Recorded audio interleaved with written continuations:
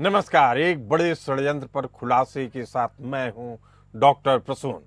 बांग्लादेश में तख्तापलट के चंद दिन बाद ही सऊदी अरब के क्राउन प्रिंस मोहम्मद बिन सलमान ने अपनी हत्या तख्तापलट की आशंका जताई है और यह सब हो रहा है अब्राहम अकॉर्ड पर सऊदी अरब को सहमति देने के लिए। सऊदी क्राउन प्रिंस सलमान ने आशंका जताई है कि 3 दूतों ने उन्हें अब्राहम अकॉर्ड पर साइन नहीं करने पर परिणाम भुगतने की चेतावनी दे डाली है। आइए जानते हैं पूरा मामला है क्या। बांग्लादेश के बाद सऊदी अरब का नंबर आ रहा है। ये खुलासा खुद सऊदी प्रिंस सलमान ने किया है। सऊदी अरब के वास्तविक शासक क्राउन प्रिंस मोहम्मद बिन सलमान की जान को खतरा है। क्राउन प्रिंस मोहम्मद बिन सलमान ने अमेरिकी कांग्रेस के सांसदों को बताया कि अगर सऊदी इजराइल के साथ सामान्यीकरण समझौता करता है जिसमें फिलिस्तीनी राष्ट्र को मान्यता देने की बात शामिल नहीं होगी तो उनकी हत्या की जा सकती है। अमेरिका स्थित समाचार आउटलेट पॉलिटिको की एक रिपोर्ट में मोहम्मद बिन सलमान को लेकर यह दावा किया गया है। सऊदी क्राउन प्रिंस मोहम्मद बिन सलमान ने इजराइल के साथ संबंधों को समान बनाने से जुड़े हत्या के जोखिमों के बारे में आशंका व्यक्त की है। प्रिंस सलमान ने खुलासा किया है कि अगर सऊदी इजराइल के साथ अब्राहम अकॉर्ड पर हस्ताक्षर करता है जिसमें फिलिस्तीनी राष्ट्र को मान्यता देने की बात शामिल नहीं होगी तो उनकी कट्टरपंथियों द्वारा हत्या की जा सकती है। इस समझौते पर हस्ताक्षर करने के बाद सऊदी अरब के कट्टरपंथी प्रिंस सलमान को अपने रास्ते से हटाने की गंभीर साजिश कर सकते हैं जिसमें तख्तापलट से लेकर सलमान की हत्या तक की आशंका जताई जा रही है। ऐसा माना जा रहा है कि यह दबाव अमेरिका की तरफ से सऊदी अरब पर बनाया जा रहा है। प्रिंस सलमान ने साफ कर दिया है कि ऐसे किसी भी सौदे में फिलिस्तीनी राज्य की भूमिका अहम और जरूरी होती है। सामान्यीकरण वार्ता की प्रगति में चल रहे भू राजनीतिक तनाव और गाजा में हाल में ही हिंसा वृद्धि के कारण अब्राहम समझौते में देरी का सामना करना पड़ रहा है, जिससे नवंबर के चुनाव से पहले समझौते को अंतिम रूप देने की संभावना प्रभावित हो रही है, जिसे अमेरिका पसंद नहीं कर रहा है। सऊदी अरब के विदेश मंत्रालय ने कहा था कि 1967 की सीमाओं के आधार पर एक स्वतंत्र फिलिस्तीनी राष्ट्र की स्थापना होनी चाहिए जिसकी राजधानी यरूशलेम को बनाई जाए। पॉलिटिको ने अपनी रिपोर्ट में एक पूर्व अमेरिकी अधिकारी के हवाले से लिखा है कि सऊदी क्राउन प्रिंस ने अमेरिकी कांग्रेस से अपनी जान के खतरे की चर्चा करते हुए मांग की कि भविष्य में फिलिस्तीनी राष्ट्र के लिए एक स्पष्ट रास्ता होना चाहिए। सवाल उठता है कि इसका नाम अब्राहम समझौता कैसे पड़ा, तो इसका जवाब है समझौते का नाम कुलपिता अब्राहम के नाम पर रखा गया जो यहूदी और इस्लाम दोनों के पैगंबर के रूप में जाने जाते हैं। यहूदी धर्म और इस्लाम के बीच विश्वास की साझा उत्पत्ति पर जोर देने के लिए समझौते का नाम अब्राहम रखा गया। दोनों ही अब्राहिम धर्म है जो अब्राहम के भगवान की एकेश्वरवादी पूजा का कड़ाई से समर्थन करते हैं। अब्राहम समझौते को 1994 में अरब देशों और इजराइल के बीच संबंधों से पहले सहज करने की प्रक्रिया के तौर पर देखा जाता है। अब्राहम समझौता 13 अगस्त 2020 को इजराइल, संयुक्त राज्य अमेरिका, संयुक्त राज्य अमीरात के बीच किया गया एक संयुक्त बयान है। इसमें इजराइल, बहरीन, यूएई के बीच संबंधों को समान बनाने के लिए हुए समझौते का भी जिक्र है। मूल अब्राहम समझौते पर संयुक्त अरब अमीरात के विदेश मंत्री अब्दुल्ला बिन जायद अल नाहान, बहरीन के विदेश मंत्री अब्दुल लतीफ बिन राशिद अल जायनी और इजराइल के प्रधानमंत्री बेंजामिन नेतन्याहू ने 15 सितंबर 2020 को हस्ताक्षर किए थे।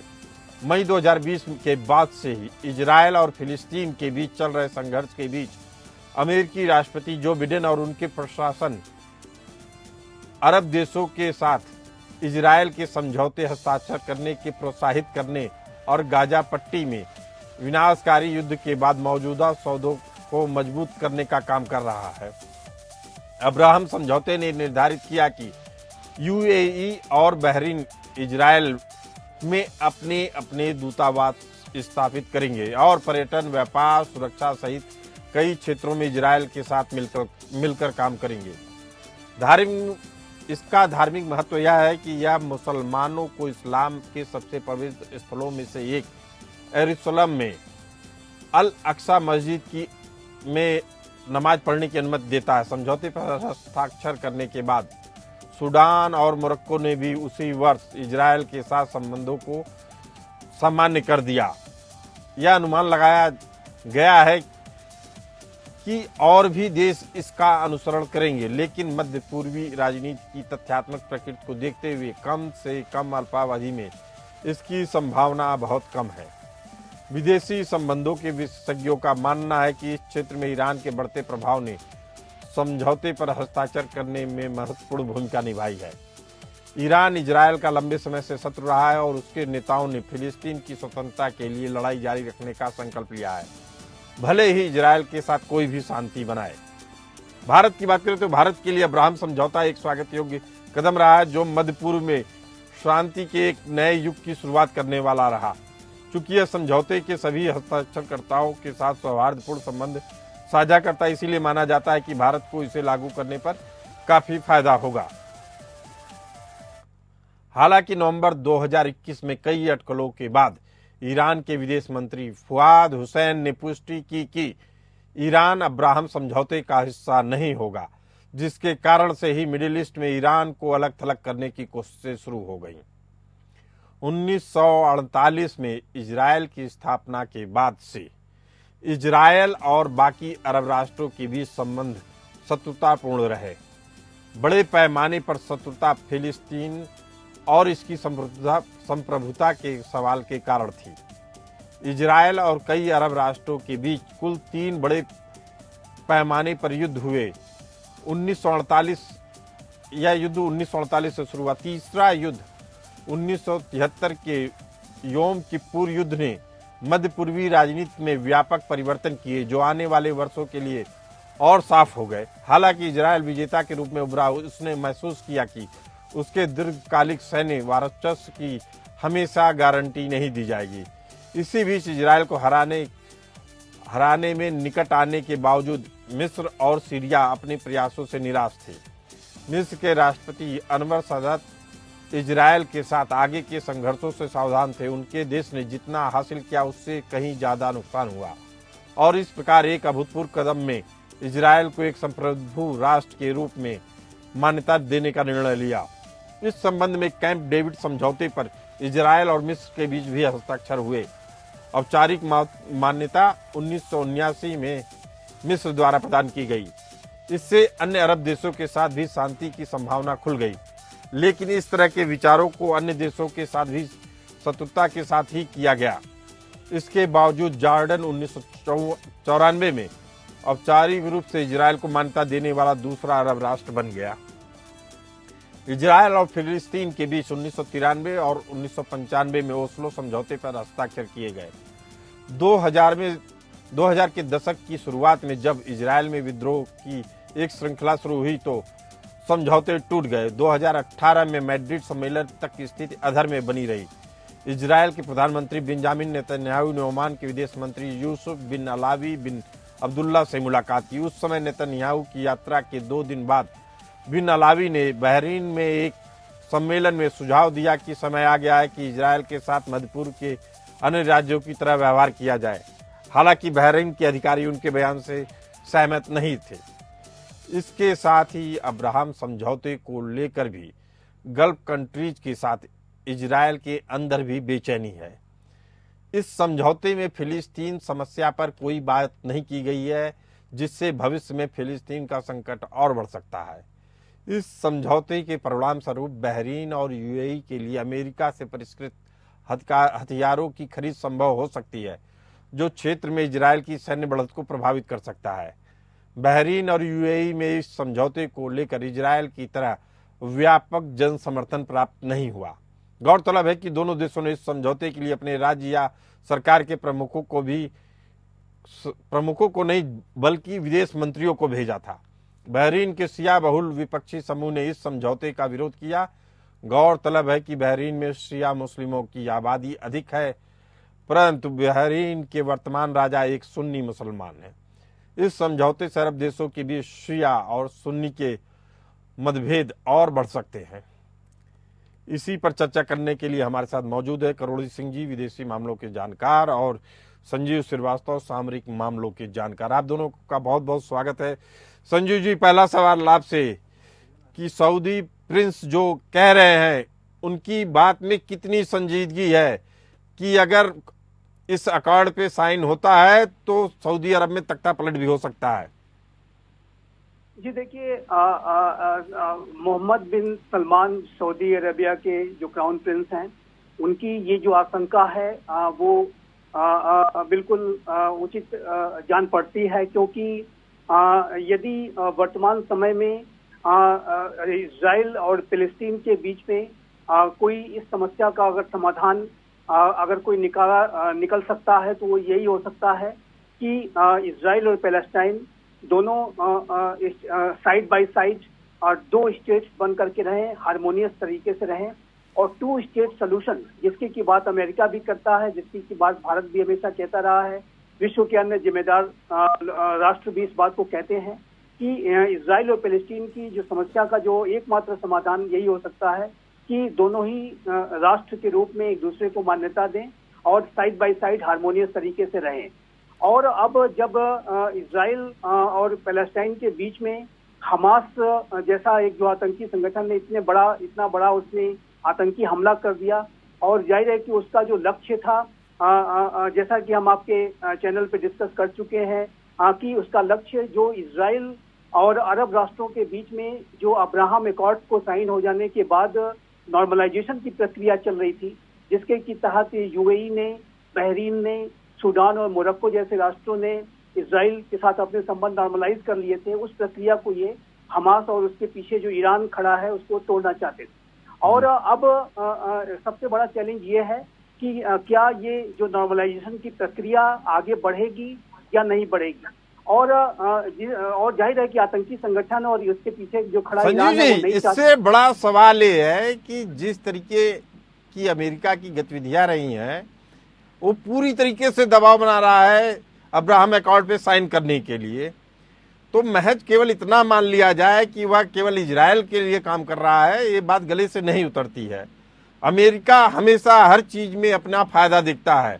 तो यही चीज आपसे समझना चाहता हूं कि आखिर अब्राहम समझौते में है ऐसा क्या कि जिससे उसको फायदा मिलेगा, हालांकि उसमें फिलिस्तीन का भी जिक्र नहीं है। जी देखिए, अब्राहम एकॉर्ड्स 2020 में ये साइन किए गए थे, और जैसा कि मैंने कहा कि यूएई ने, बहरीन ने अपने संबंधों को इजराइल के साथ इसके बाद नॉर्मलाइज कर लिया था। अब्राहम एकॉर्ड्स के पीछे संकल्पना ये है कि उसका मूलभूत विचार ये है कि ईसाई, यहूदी और क्रिश्चियन, ये जो तीन सिविलाइजेशंस हैं, उनके जो प्रमुख जो उनके पैगंबर रहे वो अब्राहम को माना जाता है। तीनों में धर्मों में ये एक कॉमन एक शख्सियत रहे, और जिनको के प्रति तीनों धर्मों में एक सम्मान की भावना है, बड़े ही जो श्रद्धा की भावना के साथ अब्राहम को देखा जाता है। और अब्राहम एकॉर्ड्स चूंकि ईसाई, इस्लाम और यहूदी, ये तीनों धर्मों से संबंधित है, इनमें कॉमन ये लिंक है। इसी वजह से जब इजराइल, अरब राष्ट्रों तथा अमेरिका के बीच में जो संवाद की प्रक्रिया जब शुरू हुई 2020 में, तो इसको अब्राहम, और उसके बाद समझौता हुआ तो उसको अब्राहम एकॉर्ड्स का नाम दिया गया। ये डायलॉग एमंग सिविलाइजेशन की संकल्पना के तहत किया गया था। ये बहुत ही शानदार, महान इनिशिएटिव मैं कहूँगा इसको था, एक ऐसे समय में कि जब आतंकी क्लैश ऑफ सिविलाइजेशन कराना चाहते हैं, वो धर्मों को आपस में लड़ाने की साजिश रचते हैं और लगातार धर्मों के बीच में वैमनस्य, हिंसा और घृणा को फैलाने की कोशिश करते हैं। तो क्लैश ऑफ सिविलाइजेशन की जो एक आतंकी सोच है, उसकी जो काट है वो डायलॉग एमंग सिविलाइजेशन है। और ये जो डायलॉग एमंग सिविलाइजेशन, ये अब्राहम एकॉर्ड के तहत किया गया और ये समझौता साइन हुआ, और इसके बाद यूएई ने, बहरीन ने, सूडान और मोरक्को ने जी अपनी रिपोर्ट में हमने दिखाया। संजू जी हमारे साथ मौजूद है करोड़ी सिंह जी, विदेशी मामलों के जानकार हैं। करोड़ी सिंह जी, बस आपसे जानना चाह रहे हैं कि क्या जानबूझकर प्रिंस सलमान ने अपनी बातें लीक की ताकि अमेरिका जो उनके ऊपर दबाव बना रहा है उससे मुक्ति पाई जा सके? सऊदी अरब की मंशा नहीं अब्राहम एकॉर्ड पे साइन करने की? करोड़ी सिंह जी। देखिए, आप बिल्कुल सही कह रहे हैं कि सबसे पहले तो मैं आपको ये बताना चाहूंगा कि अमेरिका की जो सामरिक संस्कृति है जी वो शांति समझौतों को भी व्यापारिक समझौते की तरह से डील करते हैं, और इसीलिए अमेरिका जिन समझौतों को डील करता है वो ज्यादातर समझौते, इस तरह के समझौते सक्सेसफुल नहीं होते हैं। तो आपने वो सलमान बिन मोहम्मद बिन सलमान जी ने कहा कि अरब कंट्रीज में जो शासन व्यवस्था है, जो रिजीम है, वहाँ प्रजातांत्रिक व्यवस्था नहीं है। और अब जो इजराइल और पैलेस्टाइन का संकट चल रहा है, इस संकट में वहाँ का आवाम है वो शासक के अगेंस्ट में है, क्योंकि शासक हैं सऊदिया के हैं, जॉर्डन के हैं, इजिप्ट के हैं, वो अमेरिका के साथ थोड़ा मिलके चल रहे हैं, और आवाम है वो नहीं चल रहा है। तो सबसे पहला खतरा मुझे नहीं लगता कि सऊदी प्रिंस को होगा, सबसे पहला खतरा जॉर्डन के किंग को होगा, क्योंकि जॉर्डन में बड़ा मूवमेंट चल रहा है। जॉर्डन के किंग हैं वो इजराइल के साथ जा रहे हैं, और आवाम है वो पैलेस्टाइन के साथ है, और जॉर्डन में इस समय राजनीतिक स्थायित्व की स्थिति ज्यादा है। तो ये जो राजनीतिक स्थायित्व, इस तरह की जो ध्रुवीकरण की स्थिति है, आवाम एक तरफ। जी करोड़ी सिंह जी, आपने बेहद अहम बात बताई है, और उससे एक चीज साफ है कि जब तक ऐसे शासकों को अमेरिका का सपोर्ट मिलता रहेगा तब तक वो बने रहेंगे, और यही यथास्थिति लग रहा है पूरे मिडिल ईस्ट में दिखाई दे रही है। आप नहीं मानते हैं कि इस पूरे जो अस्थिरता का दौर चल रहा है उसके पीछे कहीं ना कहीं अमेरिका ही है? देखिए, निश्चित रूप से अमेरिका का बहुत बड़ा हित है मिडिल ईस्ट में, और सबसे बड़ा जो विश्वसनीय सहयोगी है वो इजराइल है। इसलिए अमेरिका किसी भी रूप में इजराइल को कमजोर होते हुए नहीं देखेगा। और सऊदी अरब की मजबूरी है कि सबसे ज्यादा वेपन कोई खरीदता है अमेरिका से तो सऊदी अरब है, और सऊदी अरब को वेपन सप्लाई का काम अमेरिका करता है। तो इसलिए सऊदी अरब है वो एक तरफ पैलेस्टाइन के साथ अपना इस्लामिक ब्रदरहुड के लिए रहना चाहता है, जो आवाम है, और जो प्रिंस है या जो शासक है वो अमेरिका के साथ रहना चाहता है, क्योंकि शासकों को ऐसा भय है कि अगर अमेरिका के अगेंस्ट में स्टैंड लिया तो हम सत्ता में नहीं रह पाएंगे, अमेरिका रिजीम परिवर्तन करेगा। क्योंकि इससे पहले बहुत सालों पहले कलर रिवॉल्यूशन का कंसेप्ट चला था, बहुत से देशों में रिजीम परिवर्तन हुए थे, प्रजातांत्रिक व्यवस्था की तरफ संक्रमण हुआ था। तो शासकों को यह खतरा लग रहा है कि अमेरिका और यूरोपियन कंट्रीज अगर आवाम को हमारे विरुद्ध और भड़काएंगे तो हमारे लिए सत्ता में रहना मुश्किल हो जाएगा। इसलिए शासकों की वो मजबूरी है, लेकिन आवाम का दबाव इतना है कि वो पैलेस्टाइन को एकदम से छोड़ना नहीं चाहते हैं। तो वो एक तरह की कैच 22 की स्थिति में है, एक धर्म संकट से गुजर रहे हैं शासक। तो ऐसी स्थिति में उनको आशंका व्यक्त करना सऊदिया के प्रिंस का कि मेरी हत्या हो सकती है, कोई अस्वाभाविक नहीं लग रही, क्योंकि वो ये जानते हैं कि जब आवाम सड़कों पे आता है, हम बांग्लादेश में तो करोड़ी सिंह जी, अगर आपकी बात मान ली जाए तो इसका मतलब साफ है कि अमेरिका को लोकतंत्र से कोई मतलब नहीं है, उसे केवल अपने राजनीतिक हितों को पूर्ति करनी है, सैन्य हितों की पूर्ति करनी है, क्योंकि वहां तो राजशाही चल रही है एक तरीके से। बिल्कुल, निश्चित रूप से आप बिल्कुल सही कह रहे हैं प्रसून जी। अमेरिका को रिजीम से कोई परेशानी नहीं है, जो अमेरिका के साथ रहे उस रिजीम से उनको कोई शिकायत नहीं है। जो अमेरिका के साथ नहीं रहे वो चाहे प्रजातांत्रिक तरीके से भी बन के आए, अमेरिका उसको पसंद नहीं करता है। तो ये अमेरिका के लिए नहीं है, हर देश के लिए, हर देश अपना हित देखता है। तो अमेरिका भी जहां अपना हित होगा उसी के हर देश अपना हित देखता है, लेकिन सवाल यही है कि अमेरिका का दबाव कैसे काम कर जाता है। संजीव जी, क्या वास्तव में अमेरिका इतना शक्तिशाली है कि किसी भी देश में सत्ता परिवर्तन कर सकता है?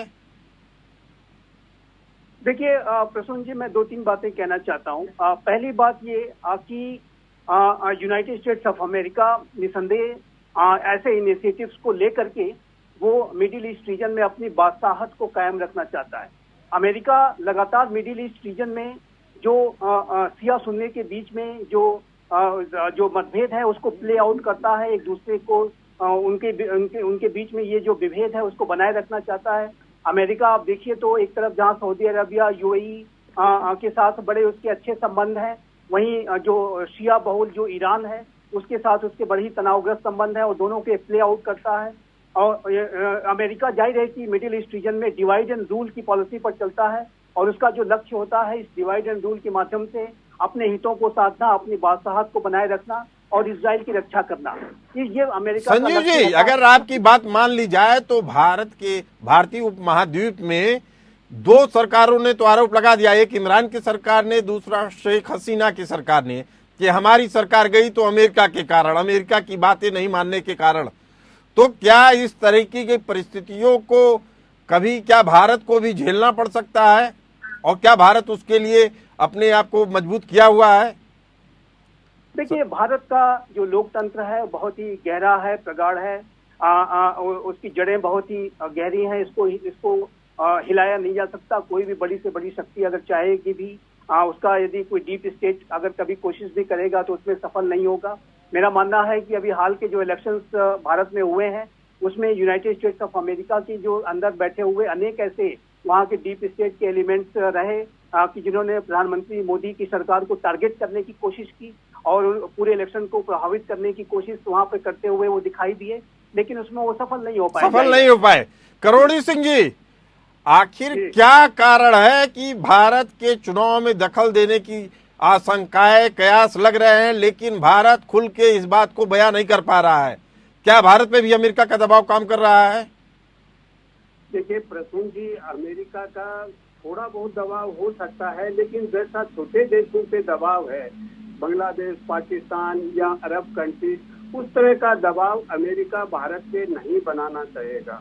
क्योंकि अमेरिका इतना समझता है कि भारत जैसे देश में अगर हस्तक्षेप किया और भारत का आवाम अगर अमेरिका के अगेंस्ट में हो गया तो अमेरिका के लिए दुनिया में अपना नेतृत्व बचाना मुश्किल हो जाएगा। और इसीलिए 2022 में व्हाइट हाउस ने अमेरिका की जो इंडो पैसिफिक रणनीति है उसका 18 पेज का एक डॉक्यूमेंट रिलीज किया था। उसमें स्पष्ट रूप से कहा है कि हम भारत के राइज को, स्थान को सपोर्ट करते हैं और भारत को रीजनल लीडर मान के चलते हैं।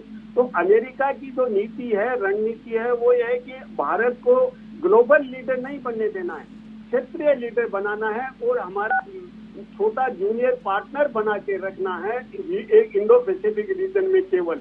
तो अमेरिका की नीति है वो बिल्कुल स्पष्ट है, इंडिया को जूनियर पार्टनर के रूप में प्रमोट करके वो रखना चाहता है और इसलिए इंडिया लेकिन करोड़ी सिंह जी, बात तो फिर उसकी मंशा पे ही सवाल उठता है ना। भारत में राजनीतिक अस्थिरता पैदा करके कैसे वो जूनियर लीडर पैदा करना चाहता है? वो तो एक कमजोर देश के तौर पे भारत को अपाहिज बना के रखना चाहता है ताकि उसको भारत को हमेशा अमेरिका की तरफ देखना पड़े। इसीलिए मैं कह रहा हूं कि वो भारत की जो आंतरिक राजनीति है, अमेरिका प्रत्यक्ष रूप से उसमें हस्तक्षेप किसी भी हालत में नहीं करेगा। अमेरिका केवल इतना करेगा कि भारत में प्रजातांत्रिक संस्थाएं मजबूत होनी चाहिए, मानव अधिकारों का संरक्षण होना चाहिए, रूल ऑफ लॉ होना चाहिए, एक जनरल स्टेटमेंट देगा। प्रत्यक्ष रूप से जैसे छोटे देशों में हस्तक्षेप करता है, लोगों को इंस्टिगेट करता है, पॉलिटिकल लीडर्स का किसी का विरोध करता है, किसी का सपोर्ट करता है, उस तरह का हस्तक्षेप अमेरिका भारत में कभी भी नहीं करेगा। वो अमेरिका के हित में नहीं है। जी जी, ऐसा नहीं है कि अमेरिका कोई सेंटली एटीट्यूड रखेगा। जी संजीव श्रीवास्तव जी, ताजा परिस्थितियां देखने के बाद आपको क्या लग रहा है कि जैसे रूस यूक्रेन का युद्ध हो रहा है, इजराइल और हमास के बीच युद्ध चल रहा है, क्या मिडिल ईस्ट में चीजें और बढ़ेंगी युद्ध की तरफ या कंट्रोल हो जाएंगी? देखिए, मुझे लगता है शांति की स्थापना के जो प्रयास हैं वो चल रहे हैं और सीज फायर की भी बात के संबंध में नेगोशिएशंस चल रहे हैं। लेकिन एक बात बहुत स्पष्ट है कि अब समय आ गया है कि जो मिडिल ईस्ट रीजन में जो इजराइल और पैलेस्टीन के बीच की जो समस्या है उसका समाधान निकले और उसके लिए बातचीत होनी चाहिए। कोई भी नॉर्मलाइजेशन की जो अगर प्रक्रिया आगे बढ़ती है तो उसमें ये होना तो चाहिए संजीव जी। दिक्कत इतनी है कि बस जैसे जो बातचीत का दायरा होना चाहिए उसमें एक तरफ आतंकवादियों को पैदा किया जा रहा है, दूसरी तरफ से एक मजबूत सेना को भी तैयार किया जा रहा है कि आप बदमाशी करेंगे, आपकी जम के पिटाई होगी, उसमें आम लोग भी फंसेंगे।